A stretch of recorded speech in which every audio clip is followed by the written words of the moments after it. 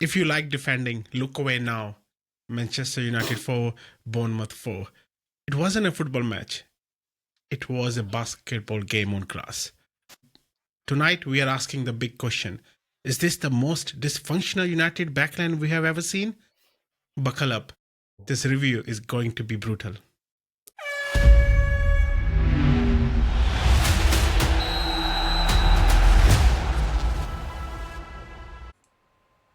Hello guys, welcome back to Two Halves, Two Innings Football. I am with my co-hosts Amit and Ajay, the two big, passionate United fans.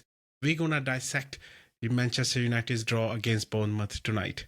But before we start, I would like to thank Davis Optometrists for their support and sponsoring this podcast. So I wanna start with you, Ajay. You in Canada, was it like a basketball game tonight? Well, it's quite interesting how you talked about basketball because I went to a Toronto Raptors game actually a few days ago. It was against the New York Knicks in a quarterfinal game, and it was end-to-end stuff. Honestly, you know what? Basketball is a fun game, but you know what? Football like this is, for the neutral, an amazing sport. That's why we love football. You know what? 8 goals at Old Trafford, and United still maintaining their undefeated streak of leading at halftime and not losing a game since I think it was 84. So that's pretty fantastic, to be fair, because there were some moments in this game when I thought, that's it, we've lost. You know, when Bournemouth scored the third goal, I thought that was it. United are going to throw this one away. But it shows to Amarin's, let's just say maybe, techniques or, the resilience of the team. They managed to get the goal back. They managed to even get to 4-3. But then we just conceded again in the 84th minute. And you know what? I was hoping that we'd get the winner, but even Bournemouth were looking like they were going to get the winner as well. They could have. And I was raging at the keeper. There was, we'll talk about it later on in the video about Sen Lamens. But you know what? He pulled off some great saves towards the end. And I think he made up for a couple of errors during the game. But what a fantastic game of football. I was up and down myself. I was crying. I was screaming. I was like, what is happening here? It was such a crazy game of football. End to end. Yeah. So Amit, how did you feel when you saw the team sheet? Do you think Euro and starting Haven was a good choice for Amarim? Well, Rohit, we picked on this in the preview. I mean, they're quite limited in terms of the defensive options at the moment with the injuries to Maguire, and obviously Martinez is still coming back. Obviously, Mazraoui had left the squad because of his participation in the AFCON. And if you remember, I said the result of this game depended on if the three AFCON players were going to be in. Now we lost one of them, and the other two were here. And I think my confidence in United as an attacking team was proven today. I mean, the first half I would say is probably the best I've seen United play, probably under Amarin, I would say, and definitely this season. With the exception of, again, the 5 minute, it just seems to be that that honestly, I thought Man United were going to be 3-4-0 up. They were everything they were doing, which is brilliant in terms of the attacking, and yet all that hard work got undone by one lapse of concentration in the first half. Then it makes it 2-1, and then 2 lapses of concentration in the second half, very early on, to make it 3-2. And it's quite interesting, really, when just before Bournemouth scored their second goal, Peter Drury, I think, who's the commentator for the game, asked Gary Neville, how are you feeling as a Manchester United fan that your team are potentially going to go 5th if they win this game? So he literally was the kiss of death, because and then he even alluded to that in the commentary later on. He goes, "Oh, I bet you wish I didn't ask you that question." Yeah. I mean, something else Gary Neville said. I mean, the defending was shocking, but something else Gary Neville said, and at that point he said it when United were 3-2 down. He'd take the defeat because at least what he saw was some entertainment in the play, and they were going for the goals, they were looking for that they were attacking, they were penetrating, going forward. And that's not something that we've seen from an Amarin team. So, Monday nights haven't been good for United. I was thinking of a possible hook for our podcast, a start to our podcast, but they ruined it because I thought we finally cracked Monday nights, but we haven't. We still haven't cracked Monday nights. Do you think it was 1 point gain or 2 points lost? Yeah, I would have to say that this was probably one of those 2 points lost moments, because you looked at how we were in the first 45 minutes. We were all over Bournemouth. We had so many good chances in order to have gone 2-3-0 up. And obviously, again, when Bournemouth got their goal in the 40th minute with Semenyo making an incredible run on the right, that Oh, what came a from goal that some was. indecisiveness. Yeah, but it came from some indecisiveness from Mount and Shaw. It's just like, look, if you're Mm. playing right on the line, and they were outnumbered as well. I think there were 3 Bournemouth players against 2 of them. Just get rid of the ball. And these are things Amrin needs to really kind of like brush up on. Because like Amit said, the defending was shocking. Yeah. But otherwise, I think from an attacking play, we like Amit said, we were showing some great enthusiasm. I mean, if you actually look at this United squad, we're actually second behind Manchester City in total number of goals scored. So if we looked at the the ills and the evils of last season, every United fan was crying out we needed better front three. And now we've delivered on a good front three because clearly we're scoring the most number of goals in the second number of goals in this season. But the problem is that there's no point scoring 4 goals if you're going to concede 4 goals as well. 4 That's 4, a draw wasn't a bore, but great. You know what? At the end of the day, we got to keep clean sheets. And I think this is where I'll kind of touch up on the defending. I think Euro, he's a great defender, but I don't think he's the right fit for United at this moment in time. And I know but we've been linked with Sergio Ramos in January, which may be a good signing. Really? Who knows? Obviously, yeah, Sergio Ramos. So there's mm, been links with Sergio they, Ramos in he's January. been linked with There's a, Arsenal as well because Arsenal's got injuries as well. Get another 3 months, you don't six need any months more. contract. You But don't need any more. I want to come on to that. Remember the first Bournemouth goal when that was a great goal by the way from Semenyo. Yeah, But it was. you can see Mount shouting on Heaven to come and close the gap, close him down. But he didn't. He was running towards his own goal. Semenyo had a free shot at the end, so he was he was fuming at Heaven. But you can see the defending. Obviously, he's a young guy and he will Yeah. learn. But he was awful defending right from when Shaw could not control the ball, could not hold on, and then when Semenyo scored the goal. You know what I want to say? It reminded me Wenger's later years when Arsenal were this 4-all, 4-3, 3-2, and we were awful in defending. This is why it's important. Any teams who've been top 4 or won the leagues, they had the great defense. They had great defense. But No, I want to come to you, Amit, on this now. If you have to rate this defense in the first half, especially in the early second half, out of 10, how would you rate it? Well, I mean, 2, 3. But again, you can't just say the defense as well. The team have to defend as a unit. So where's the defense? Where's the the midfield supporting the defenders as well? As you alluded to with the first goal, I mean, Semenyo made it look easy, but there's a lot of work for him to do. He still had to kind of go past the players and dribble. They don't seem to be defending in packs. Which is what you need. If you look at kind of how Arsenal are in terms of, yes, you've got a good goalkeeper, you've got a good defensive line, but you've also got the support and the protection from everyone else. So you attack as a team and you defend as a team. So they seem to be attacking as a team. Today they did, okay, but there wasn't defending as a team. There was just too many gaps. It's just the issue is it's just all too easy for teams just to kind of split the United defense and penetrate them. And it's I know we're going to talk about the system again, but it comes back to that kind of the system, the formation that Amrin's playing, because it just creates so many gaps and space, in the wing positions, where people are coming across the balls or whatever. And again, in terms of this defense, it's a young, it is a young. Lenny Euro is only 20. Yeah, and It's Haven and is quite young Heaven's as only well. Yeah, 18 as yeah, well. And again, we touched on this in our last podcast, Rohit, that there's obviously that inconsistency within defense, so it makes it very difficult to kind of build that understanding and camaraderie. And again, it's tough. It was a poor defensive display, and you're right, Ajay. It could have been 6-4. There were two they great saves at the end of the great game by saves. Yes, Lemons. yeah, He had a save in the first half, as although it was a point blank save, so yeah, it was more of a reaction save. So it could have been 6-4, 7. yeah. I mean, it's the third game in Mm. a row that Bournemouth have scored 3 goals at least at Old Trafford. So Mhm. that's they love obviously playing at Old Trafford, the big pitch maybe, I don't know. And it's, as you said, yes, they preserve the game, but back to your original question earlier on, with is it? Yes, I would say it's 2 points lost the way that United played in the first half, but the way the game ended up finishing, I would say it's probably 1 point gained.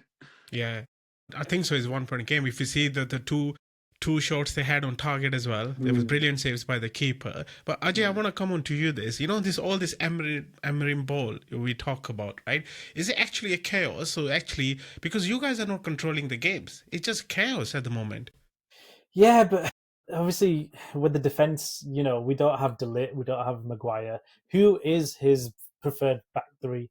Shaw, to be fair, for credit, he's actually been very consistent this season, like injury free, which is quite a surprise. Dalot, where does Dalot fit into the system? He plays left wing back, but then he moves to the right halfway through the game. Amarin loves to change the back three. So the manager seems to be wanting to create chaos, and the Amarin ball I think would kind of work quite well if he had a structured first 11. We've not got DeLitt, we've not got Maguire. I don't know, how long these guys are going to be out for. But trusting Heaven, trusting Euro, and then kind of making substitutions halfway through the game and putting a defender on when you need to score a goal, it just doesn't really make sense. Like Martinez does need to be playing. He is our more experienced defender. But switching Dalot from left to right, putting Dorgu in, it's just chaos at the back. But like I said, the midfield, I thought we actually played quite well. There was a lot of good interlink play between Cunha and Mbeumo. So them two actually did have some kind of relationship and a bit of a connection. But it's just a shame that obviously Mbeumo is going to be gone now for 4 weeks. So and the whole right hand side. So there's huge issues for Amarin. To be fair, there was a lot of posting on Instagram before the game that he might switch to a 4-3-3. But we didn't see that. And I thought maybe that would have actually controlled the game a bit better. Because if you looked at Bournemouth's third goal and fourth goal, they kind of came through balls in the midfield, in the kind of channels, into the striker, in between the two defenders. So there's clearly some miscommunication in that back three between Euro and Heaven, where there was just opening up too much space and the striker was easy to get a shot on. So, this is the problem with the system, where if you actually had 4 at the back, at least the defenders might be a little bit more closer together, a bit more compact, as opposed to being more spread out in a 3 centre back kind of line. So I don't know. It's one of those hard games because you can critique all the goals, you can critique how well we played up front, but like you said, there's a missing system in that middle. But I think Mainu did really well coming on instead of Casemiro. I think he controlled the game really well and added a lot of the surety, because you could pass him the ball in tight spaces and he would actually get out of it. And that then allowed Man United to kind of push up the pitch a lot more. And also with Sesko, he got the assist to pass it to Cunha, who got quite fortuitous for his goal. But these are signs that United are looking good going again, towards the opposition goal. But it's all about sorting out their back 5, back 3, whatever you want to call it. And he needs to maybe switch up the system now that a few players are going to AFCON. But I know we're talking about missing players, right? But although they are missing, you guys are missing players. But the system, again, to me, when I watched the game tonight, it was all over the place. There was no structure. There was no structure at all. So if you see, even with with Maguire, remember the Spurs game, you nearly drew the game at the end as well. You didn't play well. Even though the games were, if you see the game, how the games are unfolding, is the same script every time, even with those injured players. But there is no structure. There is no structure at the moment. My only kind of thing that I would say is that when Amarin, maybe this might not be a fault of his own, maybe it might be a consequence of having a bit of anarchy in the middle, is that when we had structure, look at the game against Everton, we controlled that game, but failed to score, and they had a player less. So the system was basically recycle the ball, recycle it from the wing, try to do overlays to the attacker, but if there's no run, recycle it into the middle, pass it again to the other wing, try and again a crossing, and it didn't work. Whereas in this game, because Bournemouth were attacking us, and I said this before as well, teams that love to play on the front foot, United will play better against, because it opens up that space in the middle, it opens up a little bit of chaos, because other teams then are tracking back. So they have to defend our counter-attack.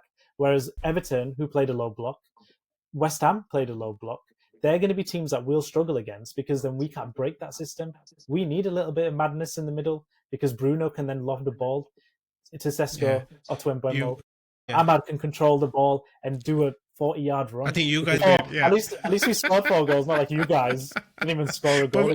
At least we didn't concede 4 goals either, so that's what won us the game. But anyway, let's go to Amit. I want to talk to you, like Ajay mentioned, like Ahmad and Mbeumo going to AFCON next week. Are you guys like there are no other players who can come in. Let me say again, there are not any other players who can come on and play as good as those who have played so far. Are you worried that what could happen in January? You can lose more points. But Rohit, I think the answer to that question I answered in the previous podcast. The result of today's game hindered on whether they were going to be available or not. I think Mbemo has probably been the brightest spark for United so far this season. Ahmad seems to have kind of found his rhythm now in the formation that he's playing. I mean, in terms of what you asked Ajay a moment ago, Rohit, I think for me, what United need, they need a Declan Rice. And I know there's not a lot of Declan Rices out there or a Casado, and they are players of that mould that they're looking at in terms of Wharton, Anderson, maybe Baleba. But that's what they need. They need a box to box kind of player who can defend, who can attack. Kobe Mainoo, I thought when he came on, I thought he looked very elegant. You know, he had a good touch. You know, he made us look even better going forward. But you know, he's not that player to protect the back line. Casemiro, as decent as he is, he's had a bit of a resurgence this season. Again, he's not that box to box player, or he's not that player who's going to break down the midfield attack anymore to protect the defence. So it's a worry because the frailties of United are still going to be there, but we haven't got the likes of Mbemo and Ahmad, who've probably been our better players so far this season, to kind of save them attacking wise. Now, the good thing is, I suppose, Sesko's back, after his injury, although I thought he looked quite lethargic today. He's back, so that means will he be leading the line? And then you've got maybe moving Mount to the left to replace I remember, and and Cunha could look very good as well. And then I think that was his first goal for Manchester United, so that should hopefully kind of give him a bit of confidence as well. He's been playing well as well, to be fair. So it's just the defensiveness. So you're going to replace Ahmad with who? Probably Dalot probably goes on that side, and Dorgu goes on the left. So I think the issue is not the players, because I don't think any player in the United team at the moment is irreplaceable, because they're just not at that standard yet. I think it's the system more than anything, and the worrying thing, as I said, is the players that we haven't, or the player that we haven't got to protect the. But even if you see the long-term strategy of Emery, I can't see him changing too much. So Ajay, that's my question to you as well. For neutral, it was a great game. For me, it was brilliant, right? For all, I thought Bournemouth when United were 2-1 up, I thought there you go, they're gonna come back and play better. They've been brilliant, like you said, Amit. That was probably the best I have personally seen as well this year for United. And second half, just Bournemouth came out of the block, and they scored 2 quick goals, and then United going up. It was brilliant for neutral, brilliant. But Ajay, if United play like this every game, do you think they can come into top 4? No, because clearly, just from the drop in the points perspective, I mean, you know what, the whole Everton, West Ham, and even this game, we were kind of hoping that there'd be 9 points, but we've only then got 2. Do you know what I mean? So that's shocking. But Palace was obviously a good kind of win to get, and now we're going to go to Villa, and Villa have been playing fantastic, but we tend to do well against Villa, so let's kind of see. They won 9 out of 9. Yeah, but Villa Park is like a. It was like that. No, that United's like a second home ground. Yeah, no, but you never know what could happen on that. So whether or not Amarin changes because he's forced to, I mean, like I said, there were maybe some people saying that there might be a 4-3-3 that was going to get trialed. They would maybe try and get in, obviously, in the training. But if you don't have Ahmad and you don't have Buemo, then who's going to fill that right hand side role? Because we don't have another left-footed right winger, or we don't have a centre back that would right wing back like Ahmad. So I feel like Dalot is probably going to naturally switch onto that side and provide crosses and overlaps. But then, it's just going to be, is it Mount, or would maybe Bruno get pushed up to the front 3? And maybe now that would then allow Mainoo to have a few more games in the middle with Casemiro. He doesn't really trust Ugarte, so Ugarte doesn't really seem to be in the mixture in the midfield. So we're really out of options, to be honest. And if we're 1 or 2 injuries away from being a very bad January, if we don't get a midfielder in January, or we don't get a loan signing to maybe just for reinforcements, I think we could slip out of that top 6, top 7 very, very quickly. We could be 12th, 13th. Yeah, because look how tight the table. Gap. Yeah. Too tight. So if we go to Villa and lose, and then we've got Newcastle on Boxing Day, And again, that's another Friday evening, 8 p.m. kickoff. If that's anything but a win, Why they do then 8 p.m. kickoff? everyone else is going to go up, and we're going to come down. Look at Tottenham. Look where Tottenham are at the moment, even after 1 or 2 losses. So Amrit needs to, like I said, switch up, change up, maybe try different things. It's not in a bad way for him as a manager to stick to his morals, stick to his tactics and principles, but then also have a bit of change and maneuverability about him, and basically say, look, okay, I'm dealt a bad hand because I'm losing 3 of my right-hand sided players. I need to switch my formation and maybe make it a bit more even to allow the left-hand side to develop or the midfield to be more structurally stronger. So let's see how it goes. I mean, like I said, it was a good game of football overall, but Yeah. I think one thing that I will probably say is that with the keeper, at the beginning, I was so happy that obviously Anana left. I think I can speak for Amit and say that obviously that was probably one of the best bits of business that we did in the summer. But I thought for the keeper, he didn't have the best of game today. And But one thing I probably he will saved point you out, guys. He saved he United. saved it. But that game, if it was 3-1, he didn't let in that second free kick. Sorry, that free kick after half time. That was a bit of, I think, he could have done a lot better, because the way that you look at that free kick, it wasn't really in the corner. Yeah. It was on the floor. You would probably, as a keeper, if you were a coach, a keeping coach, you would probably say that should have been saved quite regular. That was a regulation. Yeah, save. it would be. But he was far off it though, so his positioning was poor. Yeah, And he's and still a I young think- was keeper, very right? poor, He's not experienced keeper. He's still a young keeper. Yeah, but I and know, think but like you you could said, blame the obviously, wall in as terms well. of, you could blame the wall because Cunha and Bruno kind of split apart and it went through that gap. But what I would say for him, for the keeper, obviously, is he hopefully learns from it, but keep your feet on the ground. You need to kind of anticipate when the shot's coming in. He was halfway in the air by the time the ball had left the player's foot. It was same for Bournemouth one as well. Remember, he did the same thing. He was halfway in there, exactly. Then he went into the right, and then ball went into the left. And sometimes I don't understand with keepers why they want to kind of side themselves onto one side of the post or to the goal, just wanting to do that acrobatic save onto the other side, knowing that they're not going to reach it. So I feel like he needs to have some better kind of, hopefully some more training, and he'll improve with experience. But I just feel like that was the difference, if it was 3-1 compared to being 2-2.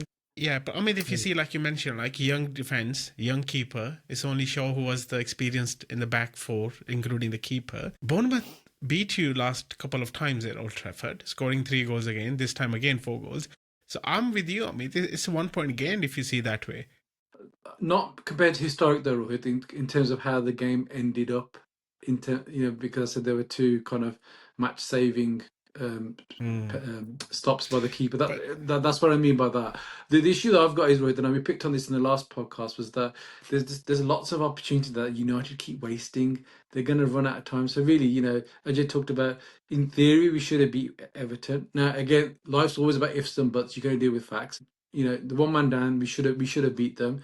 We should have beat West Ham, and we should have beat today Bournemouth. So rather than, there's 7 points there we've lost on paper, and again, games aren't won or drawn on paper, but on paper we should have had 7 more points. And if you look at how that changed the game, if we had 7 more points, where would we be in the league now?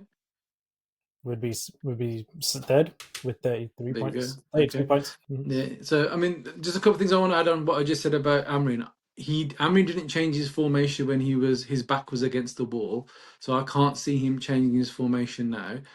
That's one point, and I don't agree with that, because I think, Rohit, again, with our leadership lens, leadership is about being flexible in regard to the situation. So if he's not going to be flexible in regard to the situation in terms of he actually hasn't got the players in terms of to play the system, then he should be flexible. But so is that stubbornness? But I think he's been accused of that kind of throughout. But he might be seeing that, well, hang on a minute, my players are now understanding the way I want to play, because he has had some positive results compared to where he was a year ago.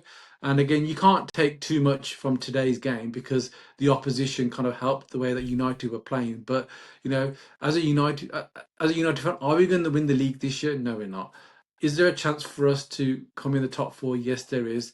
But would I sacrifice a top 4 position for game attacking positive football? Well, the United way is attack minded football, but the other side is there's got to be some structure at the back as well. So it's that fine balance. So would I rather us be in the top 4? Yes, I would, because what that will bring is that will bring us, obviously financially, will bring us money, and it should allow us to attract more players. Um, Again, it's not as if like yeah.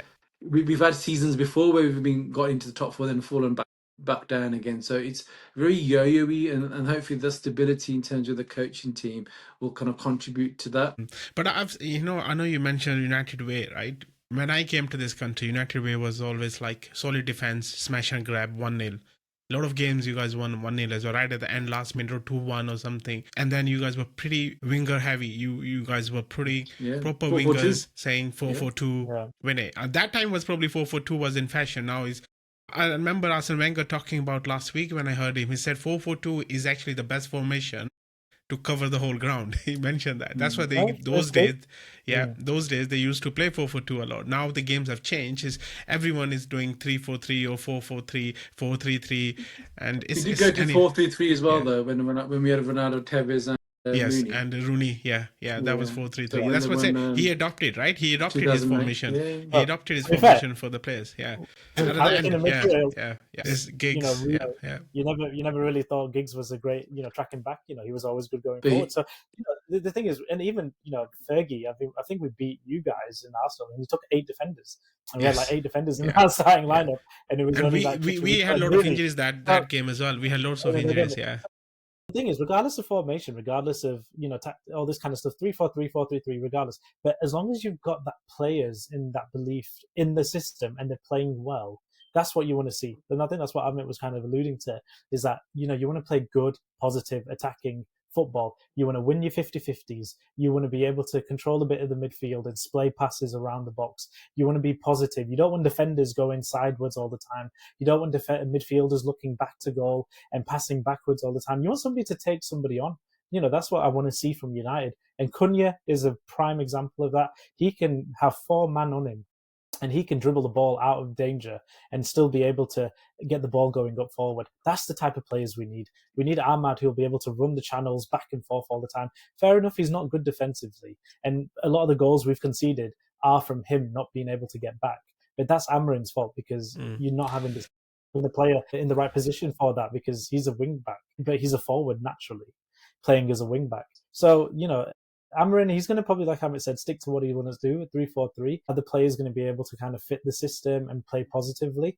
I think the Villa game is going to be a perfect example of what the next 4 games are going to look for us in this December-January period. I think, Ajay, the key thing is, even when United were 4-2-4 just for Alex's days, the key thing was that they were defending as a team. So I said that a moment ago. You got to attack as a team and defend as a team, and that's what we're not doing at the moment. We're not defending as a team. No, but if you looked at, sorry, what I was saying, but you mentioned about this first 45 minutes we played well. I saw Bruno winning the ball back in midfield. I saw Cunha winning the ball back.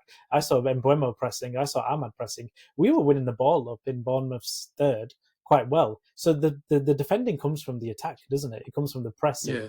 If you look at Jurgen Klopp, and you looked at that front three of Salah, if you with a Mane, Firmino, those 3 were the epitome of the press machine.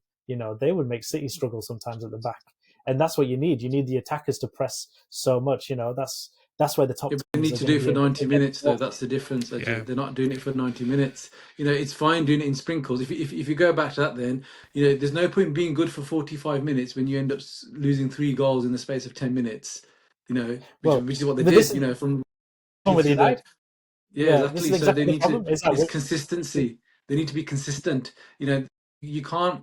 At a top level football or life, you take your eye off the ball, no pun intended, for one moment, then someone's going to take advantage of that, and that's what's happened today. That's exactly what's happened. You look at this game was exactly the same game as Nottingham Forest. So we were 1-0 up at halftime, and then Nottingham Forest came out with their second half and absolutely destroyed us within 10 minutes. Yeah, it's the same thing happening. It's funny, in basketball they have timeouts during the quarter. I think United needs a timeout sometimes as well. Amrin needs to tell his players just straight after half time, okay guys, come back in. You're letting yourselves go here. What's going on? Because that seems to be United's Achilles heel, is those 5-10 minutes straight after half time, beginning of the second half. If we end the half well, we're 1-0 up, it seems like we just take the foot off the pedal. Something to do with the coaching then, because I heard a podcast from Sir Gareth that he kept his halftime talks or any talks during penalty shootout or whatever to the minimum, because when you're under pressure, if you overload the brain with information, your brain gets jumbled. So I don't, well, we don't know what his halftime talks are like, but if there's a problem, there's something that's happening at half time. Okay, so is he giving too much information to his players that he's puzzling their mind, and it's taking a while to kind of get the players a while to get focused again? What is it? He needs to look at that. Yeah, it may be exactly that. We don't have, a prime documentary yet we wouldn't about know what happens at United. We know what Arteta would do. He'd obviously get a few, I know what like, guys, Arsene Wenger would have done. He said in his autobiography or whatever that he would say first 2 or 3 minutes, keep quiet, shant, keep shanti, om shanti. That's it. Don't talk too much. Just gather everything first and then talk. But that's what they did anyway. So, but the thing is, for me, what I would not understand with Amarin, that if he was to go against the grain, is that you're already up at halftime. There wouldn't be too much information to kind of say, rather than, right, guys, we hit them really well at the first half. Go again in the second half. Same intensity, same press. Be ruthless. Just do the same thing. Why is it that for United in 2 games, especially, that we've conceded 2 goals in the first 5-6 minutes in the second half? So clearly, the players. I think it's the players of kind of basically thinking, right, we've won the game already. We won the game, and that's been a critique. That's been a critique by some pundits that United feel like, especially Roy Keane said it. It's like, you're only 1-0 up. You feel like you've won the game. Like, no, go kill it. Finish the game off. Do it 3-0, 4-0. So this is what the improvement has to be for United now. A lot of improvement. But we saw some improvements in the first half. We saw a little bit of glimpse. We saw the light in the tunnel. But like our podcast name is 2 halves, 2 innings. United thought it's only 1 half and 1 inning. But let's see what happens in the next game. For neutrals, it was a brilliant game, a great basketball game on the grass. Oh, you should say soccer or football. But for United fans, it was quickly bum time. So guys, with this, we will end the podcast tonight. But thank you very much for watching this. Please like, subscribe our channel, our podcast, and please share this episode as well to all the United fans.